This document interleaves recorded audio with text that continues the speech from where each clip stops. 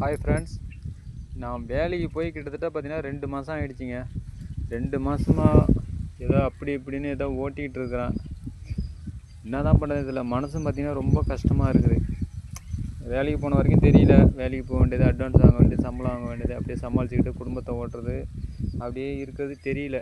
2 மாதமாக வேலைக்கு போகாமல் வீட்டில் இருக்கிறது அதுமா ரொம்ப மனசு உடஞ்சி போயிருக்கிறேன். போங்க மனசில் சொல்கிறக்குள்ள ஒரு நேரத்தில் அழுகையாக வருது. வேலைக்கு போகாமல் ரொம்ப கஷ்டமாக இருக்குது. வேலைக்கு போக முடியாத சூழ்நிலை வேறு. 2 மாதமாக பார்த்தீங்கன்னா வண்டிக்கு பணம் கட்டலை. 4 மாதமாக பார்த்தீங்கன்னா பாப்பா எல்ஐசி பெண்டிங்கு. என்ன தான் பண்ணுறதுனே ஒன்றுமே புரியல. ரொம்ப கஷ்டமாக இருக்குது.